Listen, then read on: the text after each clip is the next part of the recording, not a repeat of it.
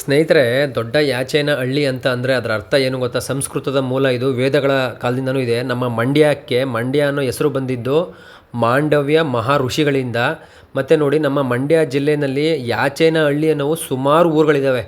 ಈ ದೊಡ್ಡ ನಮ್ಮಲ್ಲೂ ಸ್ಪೆಷಲಾಗಿ ದೊಡ್ಡ ಯಾಚೇನ ಹಳ್ಳಿ ಅಂತ ಇದೆ. ಏನದರ ಅರ್ಥ ಗೊತ್ತಾ? ನಾವು ದೊಡ್ಡವರು, ದೊಡ್ಡಸ್ತಿಕೆಯ ಯಾಚೇನ ಅಂದರೆ ಸಂಸ್ಕೃತದ ಅರ್ಥ ಏನು ಗೊತ್ತಾ? ವಿನಯವಂತಿಕೆ, ದೊಡ್ಡಸ್ತಿಕೆ ಅಥವಾ ಒಂದು ಪ್ರಬುದ್ಧತೆಯ ಹಳ್ಳಿ ಅಂತ ಅರ್ಥ.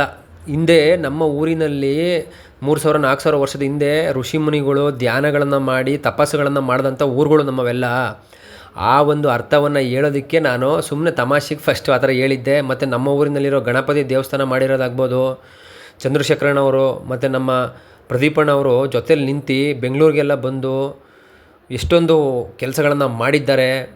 ಸೊ ಅಂಥವ್ರುಗಳು ನಾವು ಮುಖಂಡರುಗಳಾಗಿ ಮಾಡಿಕೊಂಡು ಅವರ ಮುಖಂಡರುಗಳ ಸಮ್ಮುಖದಲ್ಲಿ ನಮ್ಮ ಊರಿನ ಒಳ್ಳೆ ಮರ ಗಿಡಗಳನ್ನು ನೆಡುತ್ತಾ ಒಂದು ವಾತಾವರಣ ಸೃಷ್ಟಿ ಮಾಡಿ, ನಮ್ಮ ಸ್ಕೂಲ್ಗಳಿಗೆ, ನಮ್ಮೂರಲ್ಲಿರೋ ಗೌರ್ಮೆಂಟ್ ಸ್ಕೂಲ್ಗೆ ಕಂಪ್ಯೂಟ್ರೆಲ್ಲ ತಂದಿಟ್ಟು ಒಂದಷ್ಟು ಒಳ್ಳೆ ಕೆಲಸಗಳನ್ನ ಮಾಡಬೇಕು ಅನ್ನೋ ಉದ್ದೇಶದಿಂದ ಮಾಡಿರೋದು ಬಿಟ್ಟರೆ ಇದರಲ್ಲಿ ಯಾರಿಗೂ ಬೇಜಾರು ಮಾಡೋದಿಲ್ಲ. ಯಾರು ಬೇಜಾರು ಮಾಡ್ಕೋಬೇಡಿ ದಯವಿಟ್ಟು.